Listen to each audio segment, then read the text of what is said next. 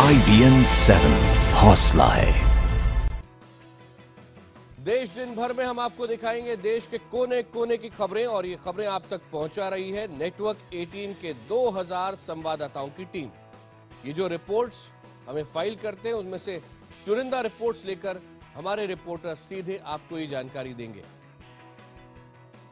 Delhi NCR की खबरों के लिए आइए सबसे पहले चलते हैं पायल भुयन के पास। शुक्रिया आकाश। दिल्ली के कमला नगर में बदमाशों ने एक बड़ी लूट को अंजाम दिया और कैश वैन से 1.5 करोड़ रुपए लूट लिए। आज सुबह 11 बजे इस वारदात को अंजाम दिया गया। कैश वैन पर धावा बोला गया और इन बाइक सवार बदमाशों ने कैश वैन के गार्ड पर फायरिंग कर दी, जिस फायरिंग में उस गार्ड की मौत हो गई। कमला नगर में सिटी बैंक के एटीएम के बाहर इस लूट की वारदात को अंजाम दिया गया। एक कैश वैन एटीएम में पैसा जमा करने आई थी। आसपास के लोगों के मुताबिक इसी दौरान पल्सर बाइक पर सवार बदमाशों ने गार्ड पर फायरिंग की। इस फायरिंग में गार्ड बुरी तरह से घायल हो गया और बदमाश पैसे लेकर फरार हो गए। गार्ड को नाजुक हालत में अस्पताल में भर्ती कराया गया, जहाँ उसकी मौत हो गई है। गार्ड सिटी बैंक में काम करता था। चौंकाने वाली बात यह है कि घटना के बाद इलाके में पुलिस की मुस्तैदी बढ़ा दी गई थी। बावजूद इसके भारी पुलिस की मौजूदगी में बदमाश एक महिला से उसके सारे गहने लूटकर फरार हो गए। शुक्रवार को दिल्ली के रंजीत नगर में 6 साल के बच्चे गणेश के अपहरण और कत्ल के मामले में पुलिस ने एक नाबालिग को पकड़ा है। आरोप है कि इस युवक ने महंगे फोन के चक्कर में पहले इस मासूम को अगवा किया और बाद में उसकी हत्या कर दी। मासूम गणेश की हत्या के मामले में 17 साल का एक युवक पुलिस की गिरफ्त में आया है। युवक गणेश का पड़ोसी है। आपको बता दें कि गणेश शुक्रवार शाम घर के बाहर से खेलते हुए गायब हुआ था, जिसके बाद उसका शव बरामद हुआ। गणेश के परिवार के पास 1.5 लाख की फिरौती के लिए फोन आया था। इस घटना के बाद रंजीत नगर में लोगों में बेहद गुस्सा है और लोग सड़कों पर उतर आए थे। जाँच के बाद पता चला कि इस वारदात को गणेश के पड़ोस में रहने वाले युवक ने अंजाम दिया है। पुलिस के मुताबिक युवक ने महंगा फोन खरीदने के लिए मासूम को अगवा किया था। दिल्ली विधानसभा चुनाव के लिए इस बार बीजेपी ने जबरदस्त तैयारियां की है। बीजेपी ने लोकसभा और विधानसभा के सभी 325 सांसदों को इस बार दिल्ली विधानसभा चुनाव के लिए लगाया है। पिछले विधानसभा चुनाव में सत्ता की कुंजी हाथ आते आते फिसल जाने के बाद इस बार बीजेपी दिल्ली में कोई चूक नहीं चाहती। बीजेपी अध्यक्ष अमित शाह ने इसके लिए लंबी चौड़ी योजना बनाई है। बीजेपी ने अपने सांसदों को इलाकेवार कम से कम 6 सभाएं और रैलियां करने को कहा है। यानी बीजेपी के अकेले लोकसभा और राज्यसभा के कुल सांसद राजधानी में विधानसभा चुनाव के दौरान 11,950 रैलियां और सभाएं करेंगे। आयकर विभाग की जांच में यादव सिंह की सारी करतूतें बाहर आने लगी है। जांच पता चला है कि Noida authority, greater Noida authority, expressway authority में पास होने वाले हर टेंडर पर दी जाने वाली ब्लैक मनी के 30% हिस्सा यादव सिंह को जाया करता था। नोएडा, ग्रेटर नोएडा या यमुना एक्सप्रेसवे प्राधिकरण में होने वाला हर टेंडर यादव सिंह की मर्जी से ही पास होता था। यादव सिंह के घर और दूसरे जगहों पर छापा मारने के बाद बरामद हुए कागजातों और पूछताछ में ये खुलासा हुआ। जांच में इनकम टैक्स को पता चला कि तीनों अथॉरिटी में जारी होने वाले टेंडर को लेकर दी जाने वाली ब्लैक मनी का 30% हिस्सा मिस्टर 30% यानी यादव सिंह को जाता था। यही नहीं, यादव सिंह की जांच के बाद क्लीन चिट देने वाली सीबीसीआईडी की टीम के लोग भी इनकम टैक्स विभाग के रडार पर आ गए हैं। शुक्रिया पायल। बहराइच में कोहरे की वजह से 2 गाड़ियों की आमने सामने टक्कर हो गई। इस हादसे में 4 लोगों की मौत हो गई, जबकि 3 को गंभीर चोटें आई हैं। बहराइच के कोतवाली देहात क्षेत्र में रघुनाथ मंदिर के पास शनिवार सुबह सड़क हादसा हो गया। प्राइवेट सवारी वाहन मैक्स गाड़ी से रास्ते में रसूलपुर के पास गोंडा से आ रही डीसीएम टकरा गई, जिससे 3 लोगों की मौके पर ही मौत हो गई, जबकि 4 को उपचार के लिए जिला अस्पताल में भर्ती कराया गया, जहां उपचार के दौरान एक और व्यक्ति की मौत हो गई, जबकि 3 घायलों की हालत चिंताजनक बनी हुई है। दुर्घटना इतनी भीषण थी कि मैक्स और डीसीएम के परकच्छे उड़ गए। ये गाड़ी जो है मैक्स जो है गोंडा जा रही थी और डीसीएम जो है बहराइच जा रही थी और दोनों में भिड़ंत हो गया, जिसमें 3 आदमी मौके पर ऑन स्पॉट मर गए। उधर बिजनौर के नगीना इलाके में काशीपुर रोड पर जायरीनों से भरा एक ट्रक पलट गया। इस दुर्घटना में एक दंपति की मौत हो गई, जबकि 30 लोग बुरी तरह जख्मी हो गए। ये हादसा उस समय हुआ जब जायरीनों से भरा ट्रक कलियर शरीफ से जियारत कर काशीपुर के लिए लौट रहा था। रास्ते में जब ये नगीना थाना सर्किल के बुंदकी मिल के पास पहुंचा तो ड्राइवर ने गाड़ी पर काबू खो दिया और ट्रक गहरे गड्ढे में जा गिरा। इस हादसे में काशीपुर के रहने वाले पति पत्नी की मौके पर मौत हो गई, जबकि 30 लोग घायल हो गए। कई लोगों की गंभीर हालत को देखते हुए हायर सेंटर के लिए रेफर कर दिया गया। पीड़ितों का आरोप है कि इतना बड़ा हादसा होने के बावजूद पुलिस और प्रशासन ने कोई मदद नहीं की। हमें कोई सुविधा वाली बात नहीं मिली, नगीने में भी वहाँ से यहाँ रेफर कर दिया। यहाँ इन्होंने कोई ट्रीटमेंट में हमारे साथ अच्छा ही नहीं बरती। इलाज यहाँ का सही नहीं है, नहीं यहाँ का, यहाँ वहाँ वालों ने जो है यहाँ पे के लिए रेफर कर दिया कि सीधे वहाँ चले जाओ। मुजफ्फरनगर में अचानक एक स्कूल की 2 मंजिला बिल्डिंग गिरने से हड़कंप मच गया। हालांकि गनीमत रही कि इस हादसे में किसी की कोई मौत नहीं हुई, लेकिन आसपास के मकानों को खासा नुकसान पहुंचा है। मुजफ्फरनगर के नई मंडी कोतवाली क्षेत्र में बने GC public school senior wing की 2 मंजिला इमारत शुक्रवार रात जोरदार धमाके के साथ गिर गई। हादसा रात में होने की वजह से स्कूल में कोई नहीं था, लेकिन पड़ोस के मकानों में दरारें पड़ गई। स्थानीय लोगों का आरोप है कि स्कूल प्रबंधन ने रोड पर अवैध कब्जा कर निर्माण कराया था, जिसकी वजह से यह हादसा हुआ, लेकिन स्कूल प्रशासन ने इन आरोपों से इनकार किया है। हादसा दिन में होता तो जो है इसमें जो है कितने बच्चे पढ़ते हैं, उनके साथ क्या बीतती है, जो है आप देखिए इसको जो है। ये तो अवैध रूप से नहीं, विद्यालय की अपनी जमीन है, नहीं ये उधर नाला नहीं है जी। माघ मेले की तैयारियों के बीच इलाहाबाद के संगम में गंगा का पानी लाल हो जाने की खबर है। ये प्रदूषण बढ़ने का संकेत माना जा रहा है। हालांकि जिलाधिकारी ये बात मानने को तैयार नहीं है, लेकिन इलाहाबाद हाईकोर्ट से नियुक्त न्याय मित्र ने इसकी तस्दीक करते हुए कहा है कि बेहद दुखद बात है।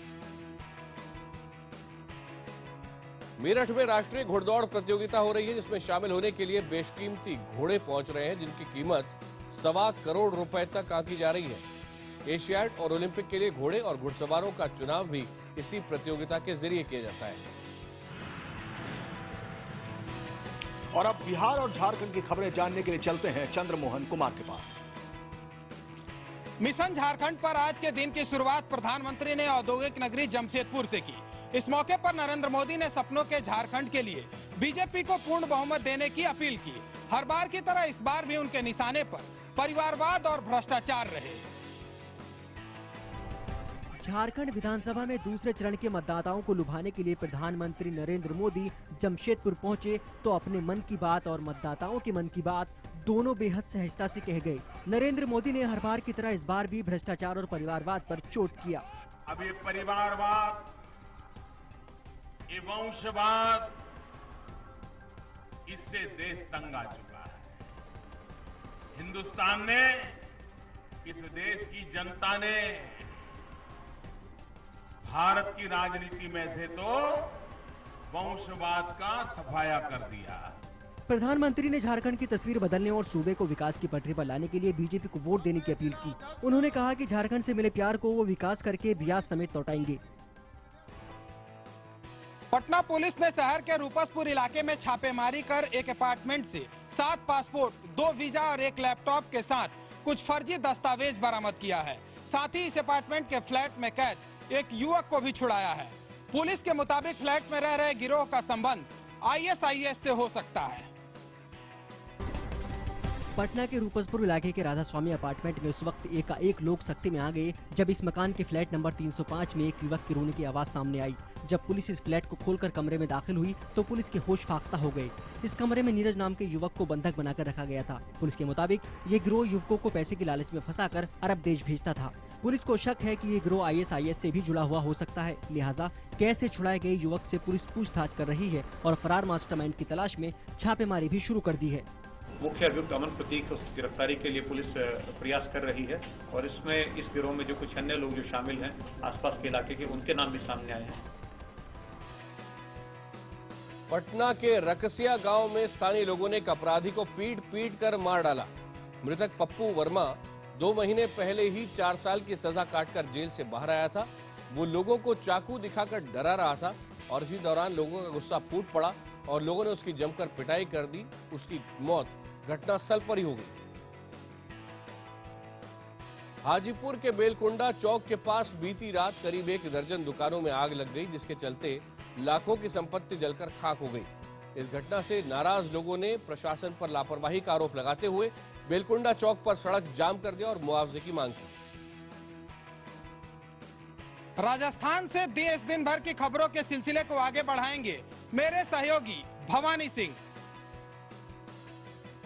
जयपुर में 6 साल की मासूम की पतंगबाजी की वजह से जान पर बनाई। ये मासूम बाइक पर अपने पिता के साथ जा रही थी, तभी चाइनीज मंजे की वजह से उसकी गर्दन कट गई। बड़ी मुश्किल से उसकी जान बचाई जा सकी। 6 साल की नीतू की गर्दन पर मांझा लगते ही बड़ा जख्म हो गया और खून निकलने लगा। उसे अस्पताल में भर्ती कराया गया। इसके बाद डॉक्टरों ने ऑपरेशन कर उसकी जान बचाई। नीतू की मां की हालत रो रो कर ऐसी हो चुकी है कि गला रुंधा है और वो ज्यादा बात नहीं कर पा रही है। गर्दन में जख्म होने की वजह से नीतू अभी बोल नहीं पा रही है। डॉक्टरों ने उम्मीद जताई है कि नीतू कुछ दिन बाद सामान्य हो जाएगी। जयपुर में इससे पहले भी चाइनीज मांझे की वजह से कई खतरनाक हादसे हो चुके हैं। राजस्थान विश्वविद्यालय के छात्र संघ चुनाव रद्द होने से भड़का छात्रों का गुस्सा थम नहीं रहा है। छात्रों ने राजस्थान विश्वविद्यालय के गेट के बाहर प्रदर्शन किया। एनएसयूआई ने पुतला फूंक कर सरकार के खिलाफ प्रदर्शन किया तो एबीवीपी ने यूनिवर्सिटी के गेट के बाहर सद्बुद्धि यज्ञ किया। पुलिस ने प्रदर्शनकारी छात्रों से निपटने के लिए यूनिवर्सिटी को छावनी में तब्दील कर दिया है। जयपुर के अलावा कोटा समेत कई शहरों में इस फैसले को लेकर सरकार के खिलाफ प्रदर्शन हुए।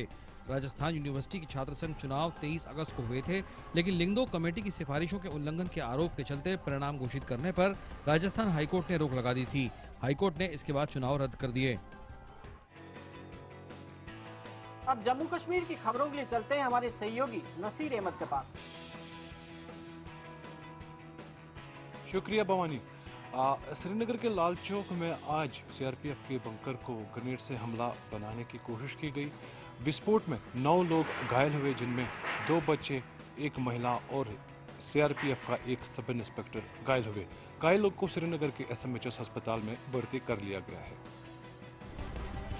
पुलिस का कहना है कि आतंकी लाल चौक के पैलेडियम सिनेमा के बाहर खड़े सीआरपीएफ जवानों पर ग्रेनेड फेंकना चाहते थे, लेकिन वो इससे पहले ही रोड पर फट गया। सेना का मानना है कि हमला करने वाले आतंकी उसी समूह का हिस्सा हैं, जिन्होंने 2 दिन पहले जम्मू के अरनिया सेक्टर में कथार गांव में सेना के कैंप पर हमला किया था। वक्त है एक ब्रेक का और खबरों का सिलसिला आगे बढ़ते रहेंगे। अनुराग।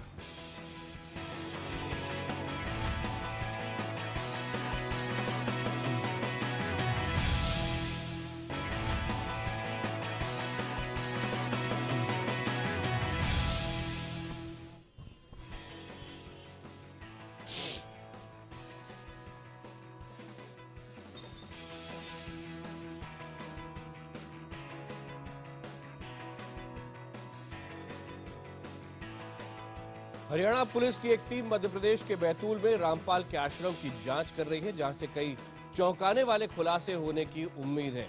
बताया जा रहा है कि आश्रम दरअसल रामपाल के कमांडो का ट्रेनिंग सेंटर था। मध्य प्रदेश के बैतूल में रामपाल का यह वही आश्रम है जिसके बारे में कई सनसनीखेज जानकारियां सामने आ रही हैं। हरियाणा पुलिस के जवान 70 एकड़ में फैले आश्रम के चप्पे चप्पे का जायजा ले रहे हैं। हर वक्त हथियारबंद गुंडे इसके चारों तरफ घूमते हुए देखे जाते थे। आसपास के ग्रामीणों को इधर फटकने भी नहीं दिया जाता था। इस आश्रम की गतिविधियों को गुप्त रखने के लिए रात के वक्त गेट पर करंट छोड़ दिया जाता था। हर 10 दिन 15 दिन में आते थे, जत्थे के जत्थे आते थे और कुछ ट्रेनिंग व्रेनिंग चलती थी उनकी इधर में। बाकी ग्रामीणों को तो घुसने नहीं दिया जाता था। हरियाणा पुलिस के जांच दल ने आश्रम के राजस्व दस्तावेजों को भी खंगाला है। मध्य प्रदेश में ही इंदौर में एक लुटेरे को महिला के गले से चेन छीनना बहुत भारी पड़ा। ये लुटेरा जिसे अबला समझकर लूटकर भागा था, वो ऐसी मर्दानी निकली कि उसने उसका पीछा नहीं छोड़ा और लुटेरे को दबोचकर उसकी सारी अकड़ कैसे निकाल दी, आप भी देखिए। इंदौर के सोवानी नगर में निर्मला नाम की एक महिला अपने भाई के साथ मोबाइल रिचार्ज कराने जा रही थी। तभी गली के नुक्कड़ पर खड़े आरोपी ने घात लगाकर निर्मला के गले से चैन खींच ली। इसके बाद निर्मला ने 1 किलोमीटर तक दौड़ लगाकर आरोपी को पकड़ लिया। इसके बाद आरोपी की शामत आ गई। बहादुर महिला ने आरोपी की जमकर पिटाई की। आरोपी को एरोड्रम थाने के हवाले कर दिया गया। महिला की वीरता से खुश होकर डीआईजी ने महिला को 10,000 रुपए देने की घोषणा की।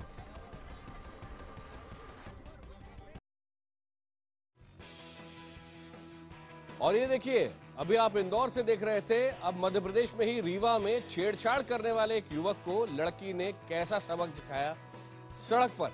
ये देखिए, लड़की की स्कूटी में टक्कर लगने के बाद उसने युवक की पिटाई शुरू कर दी। लड़की का हौसला देखकर युवक की एक ना चली, उसने सबके सामने बाकायदा लड़की से आखिरकार माफी मांगी।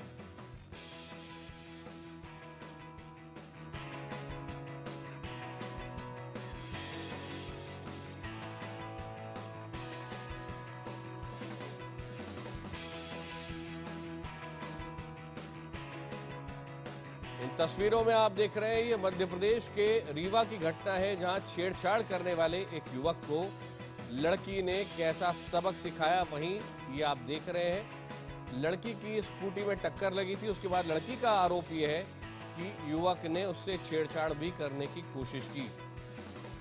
उसके बाद सब लोगों के सामने ही लड़की ने इस युवक की पिटाई शुरू कर दी और आखिरकार युवक को माफी मांगनी पड़ी। रायपुर के दुर्गा महाविद्यालय में आज छात्रों ने जमकर हंगामा मचाया।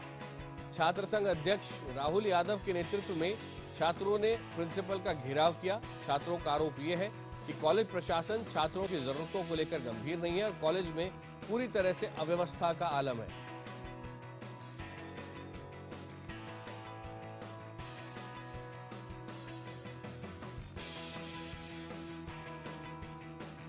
तो देश दिन भर में इतना ही। ब्रेक के बाद देखने न भूलिए यूपी का मिस्टर 30%।